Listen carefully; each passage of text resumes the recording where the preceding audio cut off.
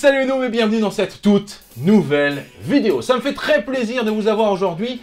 Et juste avant, je voulais même vous remercier parce qu'on atteint bientôt les 200 000 vues sur ma vidéo qui concerne l'amélioration des connexions réseau, notamment le Wi-Fi par exemple. Et... Bravo. Mais on dit la Wi-Fi. Mais t'es qui? Qu'est-ce que tu fous là? Je suis là pour défendre la féminisation du terme Wi-Fi. Mais on dit le Wi-Fi. La Wi-Fi. Non, le Wi-Fi. Ok. Je vais défoncer. Oh putain.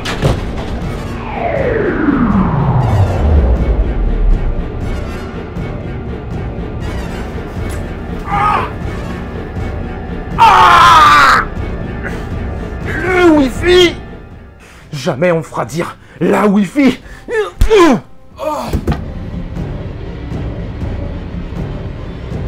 Wow, ce petit court-métrage qu'on a réalisé à 3, si je puis dire. J'espère que ça vous a plu. Je ne suis pas tout seul, je suis avec deux personnes. Alexandre, on commence d'abord par les hommes, mais surtout Marion. Oui, voilà, on respecte aucun truc. On va faire un maquillage. Alors, pas de star, hein, c'est mort. Là, il n'y a pas de star dans ce bureau. On va faire un maquillage de cinéma. Peux-tu nous faire voir ce que tu nous as apporté? Même à l'aide de travail. Wow!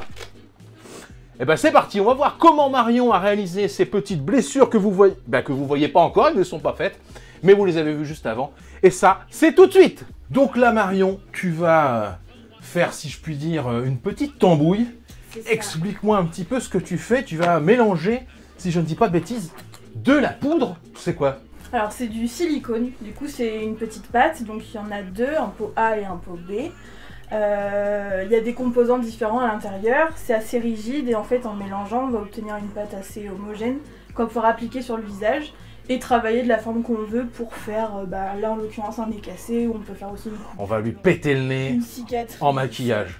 Si des gens utilisent du silicone, il faut absolument prélever les deux produits avec absolument pas le même embout. Parce que sinon, dès que ça se mélange... C'est ça, si on met un peu de A dans le pot B est foutu. D'accord. Le produit est mort, donc... ok. Donc là, tu fais un peu comme quand tu fais de l'enduit, quoi. Ça, je connais ça, moi, plutôt l'enduit, hein, voilà. Ou du mastic. Du mastic.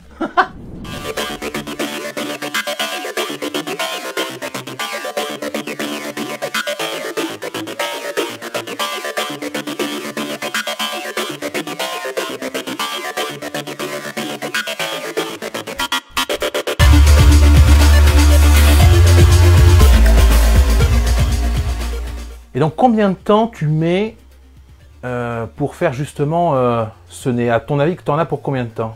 Alors, c'est une blessure qui est assez petite. Ouais. Donc, on part sur une vingtaine de minutes à peu près, en comptant le séchage. C'est là où c'est le plus long, en fait. Est-ce que c'est un métier? C'est une passion? C'est quoi, en fait, pour toi? C'est une passion qui est devenue un métier. Justement, tu parlais d'études. Est-ce que tu auras cette partie-là, maquillage, d'effets spéciaux ou pas du tout? C'est une autre spécialité. Ça dépend des écoles. Il y a des écoles où ils forment surtout au niveau de la beauté. Mais c'est quand même la plus grande partie de ma formation. Après, moi, j'ai surtout eu des cours d'effets spéciaux parce que j'ai décidé de me spécialiser dans ce domaine-là. Généralement, quand même, dans la plupart des formations et écoles de maquillage, t'as toujours une petite partie effets spéciaux. Donc là, on est en plein séchage. T'as travaillé sur des films, sur des courts-métrages? Comment ça se passe? Comment ça s'est passé? Alors, principalement sur des courts-métrages, voire que ça. Et une petite bande-annonce aussi qui annonçait la sortie d'un livre qu'un animateur télé a sorti. Donc oui, principalement, c'est des tournages étudiants.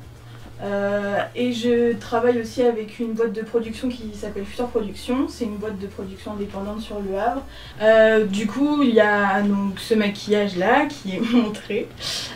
C'est du coup un SDF que j'ai dû réaliser pour un court-métrage avec une école sur Paris. J'ai fait aussi des maquillages de soldats pour un court-métrage. Des petites blessures mais très superficielles. Des petites, un impact de balle au niveau de la jambe aussi que j'ai dû réaliser.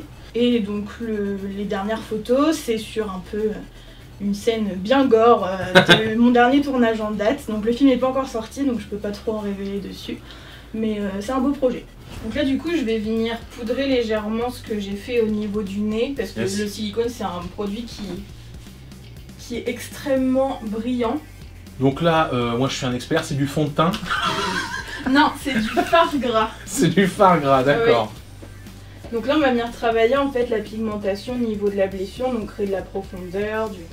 Regarde, je crois que tu es en train de te peindre toi-même. Oui. Ah d'accord, c'est fait bon. Bah, quand on est maquilleur, bien souvent notre palette à la fin d'une journée, c'est un peu un tableau de Picasso. C'est ça. Il y a beaucoup de choses dessus. Donc là, je vais l'appliquer au centre de la prothèse. Ça va permettre de donner l'aspect profond et vraiment l'incision au niveau du nez.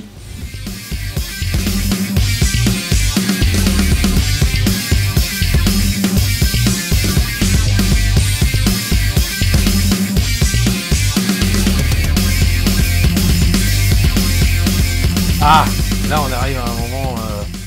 Oui. Oh, qu'est-ce que c'est? C'est de la confiture de... Bon, c'est à peu près pareil que de la confiture, ça s'appelle du brousse gel. Du brousse gel? Ouais. Il est bien amoché, hein. Tu m'as pas raté, quoi. Ah, je t'ai pas raté le coup de boule.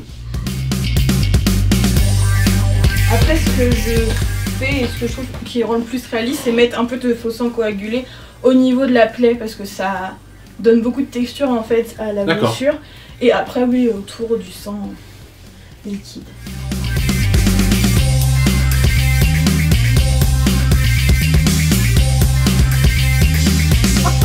C'est incroyable. C'est incroyable. C'est en train de prendre vie. Enfin, vous me comprenez. Mais...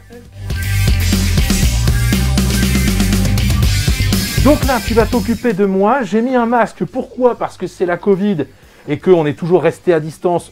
Bah, sauf que là, tu vas quand même travailler sur moi. Je me suis agneau-gélisé la main, le bras, tout ça, j'ai tout fait. Et du coup, tu vas me faire la petite blessure, si je ne dis pas de bêtises, du couteau que m'a fait Alexandre tout à l'heure. Oui. Eh ben écoute, c'est parti. T'arracheras juste un peu les poils. Donc là, t'es en train de me dire que je vais archi souffrir quand tu vas m'arracher le truc, c'est ça? Pas si grave. Mais moi, je suis un peu douillé, moi. Hein. Mais non, un coup sec et c'est bon. Pas de soucis. Un coup sec et c'est bon. Un profond respect pendant cette vidéo à toutes les femmes qui se font très souvent, et puis ceux qui s'épilent, ou les hommes d'ailleurs, hein, ça arrive aussi. Et moi, personnellement, je l'ai jamais fait. Hein. Voilà. Donc, t'auras une première expérience? Oui, ça va être ma première épilation. Est-ce qu'il y a des maquillages, des effets spéciaux, on va dire, que tu aurais rêvé de faire? Est-ce qu'il y a des films où tu te dis « Oh là là, j'aurais trop aimé faire ça, c'est une expérience incroyable ». Bah déjà, la première transformation qui m'avait bluffée, j'étais petite et j'avais eu peur, c'était dans le clip Thriller de Michael Jackson. Thriller, yes. Aujourd'hui, justement, est-ce que les cinéastes font des effets spéciaux au terme ordinateur, etc., ou ils ont encore recours au maquillage? Alors, il y a pas mal de maquillage encore. Après, je sais que ça m'est déjà arrivé de tourner avec des personnes qui avaient fait appel à des maquilleurs où ils n'étaient pas satisfaits du résultat final. Ouais. Du coup, ça leur est arrivé Post-prod. de refaire les maquillages par-dessus les maquillages réels en post-prod. D'accord. Justement, tu parlais de Thriller. Et à quel âge tu t'es dit « Ah non, c'est ça que je veux faire, c'est ce métier-là que je veux faire ». Alors en fait, j'avais entrepris des études pour être sage-femme. Ça n'a aucun rapport, tu es au courant? Pas du tout.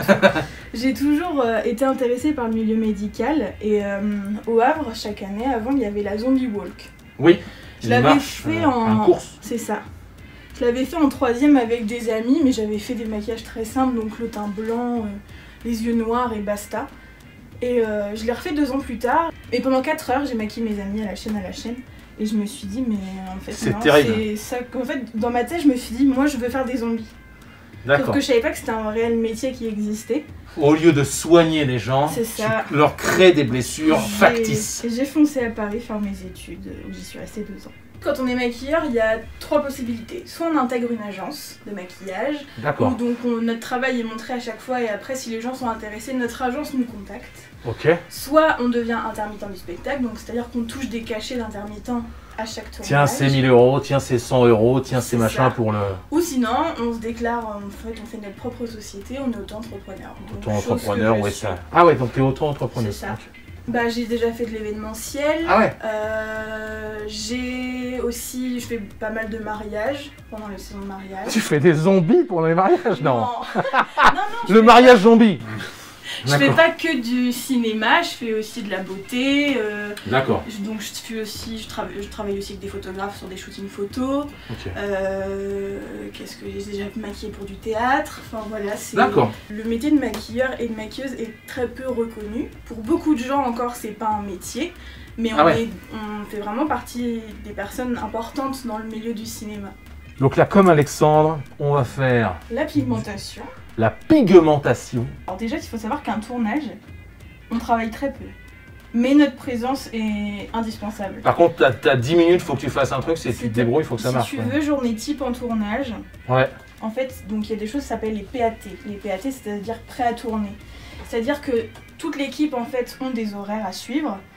Et normalement, si on dit PAT à 10h, ça veut dire qu'à 10h, tout doit être fini, tout doit être réglé et on commence à tourner à 10h, c'est moteur et action. Voilà. Et action. Donc ce qui fait que je dois arriver avant et en général, quand j'ai plusieurs acteurs à maquiller, je suis là bien avant le PAT. Donc c'est 1 à 2 heures, ça dépend des comédiens en général. Est-ce que tu as déjà des acteurs qui sont tombés dans les pommes en voyant ça? Non, mais des gens qui trouvent ça très cracra, oui. Oui, bon ça... C'est jamais qu'il y a des gens qui regardent pas. Parce qu'ils supportent pas la vue du sang, du coup ils regardent pas. Mais celui-là c'est sur ton bras, Coco, va falloir t'y habituer. Je vous fais voir, alors que c'est en train de couler, la plaie. Voilà, je vous fais voir vite fait. Vous voyez, c'est bien ouvert. Hein. C'est quand même assez impressionnant. La vue d'ici, c'est génial. Merci Marion. Est-ce qu'on peut te suivre sur les réseaux sociaux? Est-ce qu'on peut t'appeler pour travailler? Dis-nous comment on fait. Alors j'ai un compte Instagram professionnel, donc ça s'appelle Marion CHD Makeup. J'ai une page Facebook aussi. Sur ma page Facebook, vous pouvez retrouver mes coordonnées, donc adresse mail, numéro de téléphone, si vous voulez me contacter. Donc pour des tournages, un mariage, un shooting photo. Tu fais aussi maquillage, comme on disait. Alexandre, toi tu es acteur professionnel. Pas du tout. Je me sens pas bien, je vais tomber dans les pommes là. Et je tombe dans les pommes. Et nous, on se retrouve la semaine prochaine. Allez voir le travail de Marion. Demandez-la si jamais vous avez des projets de cinéma. Je suis sûr que ça sera un succès. Je vous remercie et je vous dis, comme toutes les semaines, salut, bande de noobs!